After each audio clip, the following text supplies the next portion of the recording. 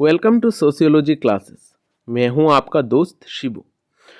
आज हम डिस्कस करने वाले हैं पीजेंट मूवमेंट्स इन इंडिया, यानी कि इंडिया में हम किस तरीके का अलग अलग किसान आंदोलन देखते हैं, इसके बारे में पढ़ने वाले हैं। यहाँ पर अगर हम अलग अलग फेजेस की बात करें पीजेंट मूवमेंट की, तो हम इंडिया को बेसिकली 3 हिस्सों में बांट सकते हैं। एक है हमारा कॉलोनियल इंडिया, यानी कि ब्रिटिशर के टाइम पे जिस तरीके का मूवमेंट हुए थे वो। फिर है हमारा पोस्ट कॉलोनियल इंडिया, इंडिया जब इंडिपेंडेंट हुआ था उसके बाद हम क्या क्या मूवमेंट्स देखते हैं।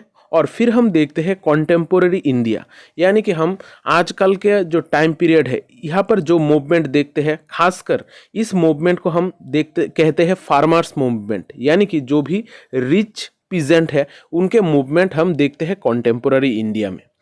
अब यहाँ पर जो भी मूवमेंट्स है, हम अगर कॉलोनियल इंडिया की बात करें, इसमें से हमारे लिए 2 बहुत ही इंपॉर्टेंट मूवमेंट्स हैं। एक है तेभागा मूवमेंट, फिर है तेलंगाना पीजेंट मूवमेंट। अगर हम पोस्ट कॉलोनियल इंडिया की बात करें तो वहाँ पर हम देखते हैं नक्सलवादी पीजेंट मूवमेंट। और अगर हम कॉन्टेम्पोररी इंडिया की बात करें, जहाँ पर हम रिच पीजेंट की बात करते हैं, तो यहाँ पर हम कुछ संगठन देखते हैं जहाँ पर BKS, SS, ये सारे संगठन जो है वो फार्मर्स मूवमेंट लीड कर रही थी।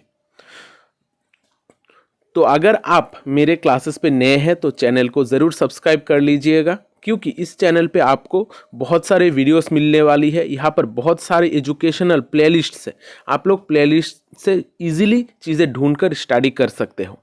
तो चलिए आज का ये जो क्लास है ये हम स्टार्ट करते हैं। हम पहले देखते हैं कि हमारा इंडिया में हम एग्रेरियन मूवमेंट को 2 तरीके में डिवाइड कर सकते हैं, यानी कि 2 हिस्सों में हमारा इंडिया का जो पीजेंट मूवमेंट है इसको हम डिवाइड कर सकते हैं। एक है जो हमारे पुअर, मार्जिनल और स्मॉल पीजेंट, यानी कि जो गरीब किसान हैं उनके आंदोलन, और दूसरा है जो हमारा मोर प्रॉस्परस पीजेंट, यानी कि जिसके जो थोड़ा बेटर ऑफ है, जिनके पास थोड़ा बहुत पैसा है, इनका मूवमेंट अलग है। अब यहाँ पर बहुत सारे लोगों को यही कन्फ्यूजन रहता है कि हमारा पीजेंट क्या है और फार्मर क्या है। पीजेंट यानी कि जो गरीब किसान है, जो बेसिकली लोगों के वहाँ पर जाकर काम करके लोगों के ज़मीन को भाड़े पे लेकर जो काम करते हैं वो होते हैं हमारा पीजेंट। और जो फार्मर्स है, फार्मर यानी कि थोड़ा बेहतर तरीके के जो किसान हैं, जिनके पास थोड़ा बहुत पैसा है, अपना ज़मीन है, अपनी ज़मीन पे खेती करके जो लोग खाते हैं वो होते हैं हमारे फार्मर। हम हमारे ब्रिटिशर्स के टाइम पे या फिर पोस्ट कॉलोनियल के जो फर्स्ट पीरियड है उस टाइम पे हम बेसिकली देखते थे नॉर्मल पीजेंट और उनका आंदोलन। और आजकल के जो टाइम पीरियड है वहाँ पर हम देखते हैं बेसिकली फार्मर मूवमेंट्स, यानी कि न्यू पीजेंट मूवमेंट्स, जिनके पास थोड़ा बहुत बेहतर पैसा है। अब जब हम कॉलोनियल इंडिया की बात करें, कॉलोनियल इंडिया में यानी कि ब्रिटिश राज में हमारा इंडिया में जो सबसे ज़्यादा सफ़रर्स थे, जिनको सबसे ज़्यादा दिक्कत हो रही थी, वो थे हमारे पीजेंट्स, यानी कि जो किसान थे। इनको ब्रिटिश टाइम पीरियड पे सबसे ज़्यादा दिक्कत हो रही थी, क्योंकि हम सभी जानते हैं कि ब्रिटिशर्स बेसिकली पैसा लेने के लिए आए थे। वो लोग किसानों के ऊपर बहुत ज़्यादा कर्जा चपा रहे थे, बहुत ज़्यादा टैक्सेस पे करने के लिए बोल रहे थे। इस वजह से किसान सबसे ख़राब पोजीशन पे था। यहाँ पर कांग्रेस, कम्युनिस्ट, ये सारे जो ऑर्गेनाइजेशंस है ये बाद में आती है हमारे किसान के आंदोलन के हिसाब से। इससे पहले भी हम बहुत सारे आंदोलन पहले भी देख चुके हैं। यहाँ पर हम पहले देख चुके हैं इंडिगो प्लांटर्स जो 1860 में हुआ था, यानी कि जो नील चासी थे, नील विद्रोह था, वो हम पहले देख चुके थे। और साथ साथ हम देख चुके हैं मोपला मूवमेंट जो मालाबार में 1921 को हुआ था। ये बेसिकली किसी ऑर्गेनाइजेशन इसको नहीं किया था। यहाँ पर जो किसान थे उनका खुद का इशू लेके वो खुद ही लोग अपने आप को ऑर्गेनाइज करके आंदोलन कर रहे थे और वहाँ पर किए भी थे। फिर हम धीरे धीरे इंडिया में कांग्रेस का देखते हैं आना। इस हमारे पीजेंट मूवमेंट के अंदर। यहाँ पर कांग्रेस पहले इंटरेस्टेड नहीं थी। जो गरीब लोग हैं, किसान लोग हैं या फिर वर्कर्स है, इनके जो भी राइट्स है, जो भी इश्यूज है, इसको लेकर कोई भी पहले इंटरेस्टेड नहीं थी कांग्रेस। कांग्रेस पहले सिर्फ जो भी लोगों के पास पैसा है, ज़्यादातर वो लोग ब्रिटिशर्स के सामने अपना जो चीज़ें थी, खासकर जो बड़े बड़े पोस्ट थी, उनको लेकर ये बात कर रहे थे। यहाँ पर वो लोग एडमिनिस्ट्रेटिव सेक्शन में लोगों को दाखिला देना, लोगों जो बेटर पोजीशन पे थे, जो लोग एजुकेटेड पर्सन्स थे, उनको लेकर वो लोग ज़्यादा काम कर रहे थे। लेकिन जब हम इंडियन नेशनल मूवमेंट की बात करते हैं, नेशनल मूवमेंट में हर किसी इंसान का ज़रूरत था। हर कोई अगर मूवमेंट में आया तभी हम इंडिपेंडेंट ला सकते हैं, इसका कॉन्सेप्ट हर किसी को पता था। ये चेंज हुआ था जब गांधी जी इंडिया में आए। गांधी जी इंडिया में आने के बाद ये जो कांग्रेस ऑर्गेनाइजेशन है, इस ऑर्गेनाइजेशन का बेस को ही थोड़ा बहुत चेंज कर दिया था। उन्होंने वर्कर्स, किसान, ये सारे लोगों को इकट्ठा लेकर एक मास ऑर्गेनाइजेशन तैयार की थी। यहाँ पर हम गांधी जी के द्वारा बहुत सारे आंदोलन देखते हैं, जहाँ पर चंपारण सत्याग्रह, बरदुआली सत्याग्रह, फिर अहमदाबाद मिल एगिटेशन, ये सारे चीज़ों का जो कॉन्फ्लिक्ट था उस टाइम पीरियड पे, यहाँ पर गांधी जी के आने के बाद, गांधी जी के इंटरफेरेंस के बाद ये सारे प्रॉब्लम सॉल्व हुई थी। वहाँ पर से लोगों का विश्वास गांधी जी पर होने लगा और गांधी जी एक बेहतर मास ऑर्गेनाइज करने में कामयाब भी हुए थे। इस वजह से हम कांग्रेस का जो किसान आंदोलन के प्रति जो झुकाव है वो गांधी जी के आने के बाद ही देखते हैं।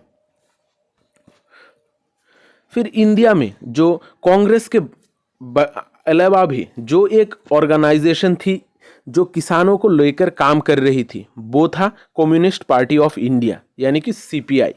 यहाँ पर सीपीआई अपना एक किसान लोगों के लिए एक अलग विंग खोलती है, यानी कि एक अलग ऑर्गेनाइजेशन बनाती है, जिसको पहले नाम दिया गया था ऑल इंडिया किसान कांग्रेस।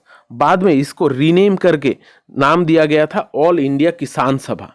अब हम जब इंडिया में जो भी ज़्यादातर रेविलियन देखते हैं, यानी कि बड़े पैमाने पे जो भी किसान आंदोलन हो रहे थे, कम्युनिस्ट के अंडर में ही हो रहे थे। उनका जो ऑल इंडिया किसान सभा विंग था, इसका मेन पर्पस ही था जो भी किसान है इनको हक दिलाना। यहाँ पर वो लोग सशस्त्र आंदोलन के लिए भी तैयार थे।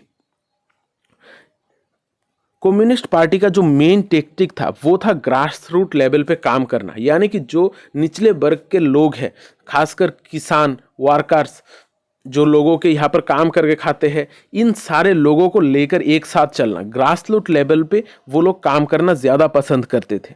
अब यही कम्युनिस्ट जो है, कम्युनिस्ट के द्वारा हम ज़्यादातर हमारा जो फार्मर्स मूवमेंट है वो लीड करते हुए हम देखते हैं कम्युनिस्ट्स को।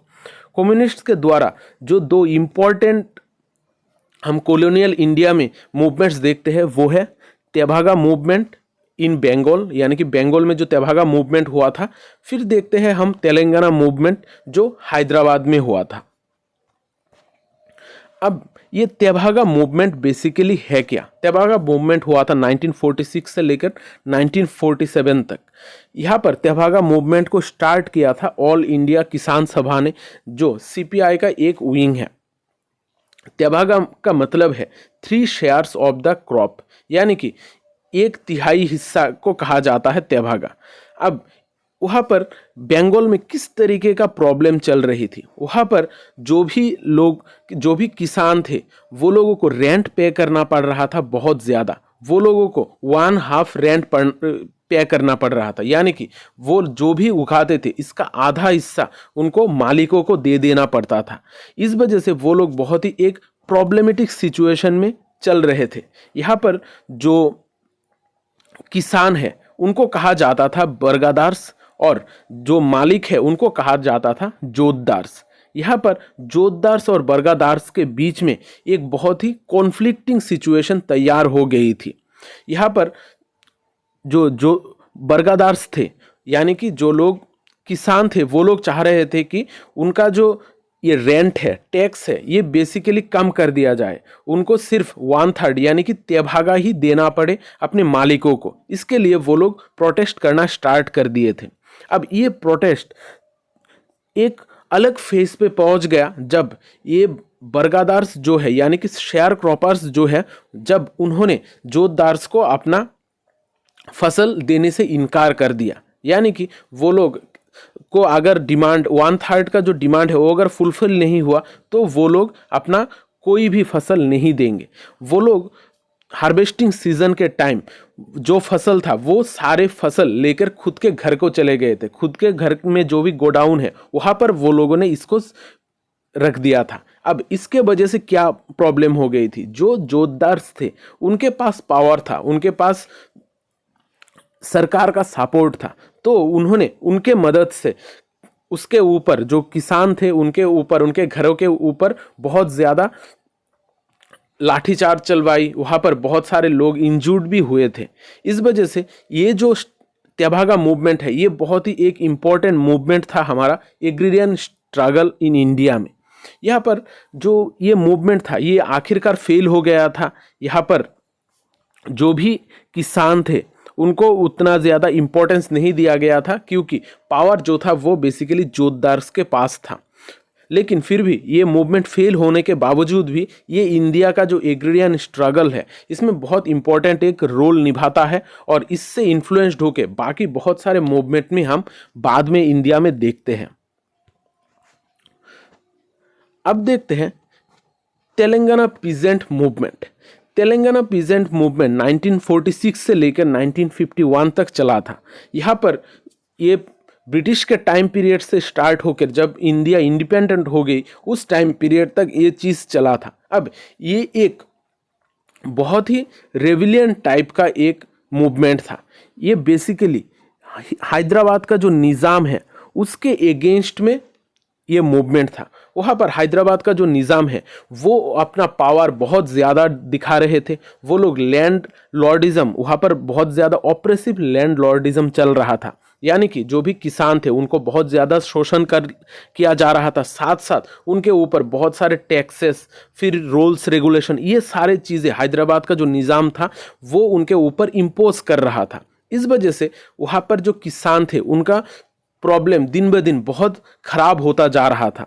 फिर जब सीपीआई ने अपना किसान सभा के थ्रू जब ये तेलंगाना मूवमेंट को लॉन्च किया था उसके बाद से ये मूवमेंट थोड़ा और एक नेक्स्ट लेवल पे जाकर पहुंचा था। अब यहाँ पर जो बेसिकली हुआ था हमारा, यहाँ पर हम तेलंगाना मूवमेंट में आर्म्ड स्ट्रगल देखते हैं, यानी कि सशस्त्र आंदोलन यहाँ पर देखते हैं हैदराबाद के निज़ाम के खिलाफ। यहाँ पर बेसिकली एक रिवोल्यूशनरी टाइप ऑफ आंदोलन हुआ था। यहाँ पर 2000 गांव थे। 2000 गांव के लोगों ने अपना खुद का एक पीपल्स कमेटी तैयार कर ली थी। यानी कि उन्होंने कहा था कि वहाँ पर जो हैदराबाद का निज़ाम था, जिनका रूल चल रहा था, वो लोग उनको फॉलो नहीं करेंगे। वो लोग खुद ब खुद अपना एक रूल बनाएंगे, अपना एक कमेटी बनाएंगे जिसके द्वारा उनके विलेजेस चलेंगे।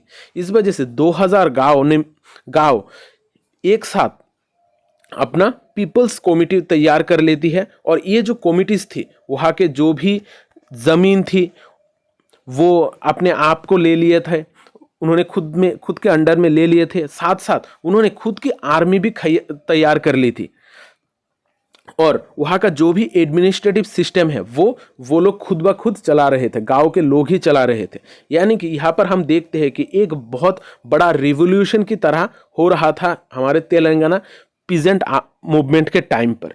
अब ये जो प्रॉब्लम थी, इस प्रॉब्लम को टैकल करने के लिए जब इंडिया आज़ाद हुई तब इंडियन आर्मी को भेजा गया था उस मूवमेंट को ख़त्म करने के लिए। आखिरकार ये जो तेलंगाना पीजेंट मूवमेंट था ये 1951 में ख़त्म हुआ था। लेकिन ये जो मूवमेंट है इसके द्वारा इंडिया को बहुत बड़ा सीख भी मिला था कि किसान जो है, किसान एक इंटीग्रल पार्ट है हमारा सोसाइटी का। अगर किसान चाहे, अगर लोग चाहे तो बहुत कुछ कर सकते हैं। इसके बाद, इस मूवमेंट के बाद इंडिया में बहुत सारे अलग अलग तरीके का पॉलिसीज़ आई थी, अलग अलग तरीके का रिफॉर्म आया था ताकि जो भी किसान है उनको उनका हक मिल सके। अब देखते हैं movements of the rural poor in the post colonial India, यानी कि इंडिया जब इंडिपेंडेंट हो गया था, इंडिपेंडेंट इंडिया में भी हम बहुत सारे किसान का आंदोलन देखते हैं। यहाँ पर हमें जब हम इंडिपेंडेंट हुए थे तब शायद लगा था कि हमारा जो किसान का जो प्रॉब्लम है ये प्रॉब्लम ख़त्म हो जाएगी, लेकिन धीरे धीरे जितना टाइम आगे बढ़ता गया, इंडिया के पॉलिसीज़ के वजह से किसानों का और ज़्यादा प्रॉब्लम होने लगी, उनके सिचुएशन में भी कोई बदलाव नहीं आई थी। यहाँ पर इसके रिलेटेड हम बहुत सारे मूवमेंट्स देखते हैं इंडिपेंडेंट इंडिया में भी, लेकिन इसमें से जो सबसे बड़ा आंदोलन था वो था नक्सलबाड़ी पीजेंट मूवमेंट, जो 1967 में हुआ था। ये नक्सलबाड़ी जो पीजेंट मूवमेंट है ये बेसिकली हुआ था वेस्ट बंगाल में। वहाँ पर नक्सलबाड़ी ब्लॉक एक है, वहाँ पर हुआ था। यहाँ पर बहुत ज़्यादा प्रॉब्लम हो रही थी लैंडलॉर्ड्स और जो किसान है, वहाँ पर खासकर जो ट्राइबल लोग हैं उनके बीच में बहुत ज़्यादा मतभेद चल रही थी। अब ये जो आंदोलन है, ये आंदोलन तो थोड़ा बहुत चल रहा था, लेकिन ये एक हाई पोजीशन पे तभी पहुंचा था जब वहाँ पर 9 एडल्ट्स और 2 बच्चों को एक साथ मार दिया गया था। यहाँ पर इसके बाद से यहाँ पर जो रेविलियन है ये बहुत ही अलग फेज में पहुंच गया था। अब यहाँ पर जो मूवमेंट्स था, इस मूवमेंट को लीड कर रहे थे 3 लोग। एक है चारू मजुमदार, कानू सान्याल और जंगल शांताल। ये जो लोग हैं, ये लोग इस नक्सलबाड़ी पीजेंट मूवमेंट को लीड कर रहे थे। यहाँ पर इस वजह से हम देखते हैं कि बहुत टाइम तक ये जो नक्सलबाड़ी पीजेंट मूवमेंट था इसका इम्पैक्ट हम ज़्यादा देखते हैं। ये बेसिकली किस वजह से हुआ था ये मूवमेंट हुआ था वहाँ पर जो लैंड रिफॉर्म्स था, इंडिया में जो लैंड रिफॉर्म्स लाए गए थे उसका स्लो इम्प्लीमेंटेशन के वजह से, और वहाँ पर जो भी लैंडलॉर्ड थे वो लोग अपना ज़मीन देने को तैयार नहीं थे, और वहाँ पर जो गांव के लोग थे, किसान थे खासकर, वो लोग चाहते थे कि उनको उनका हक मिले, लेकिन वहाँ पर जो लैंडलॉर्ड्स थे ये अपने जगह देने में इच्छुक नहीं थे। इस वजह से ये प्रॉब्लम ज़्यादा हुआ था।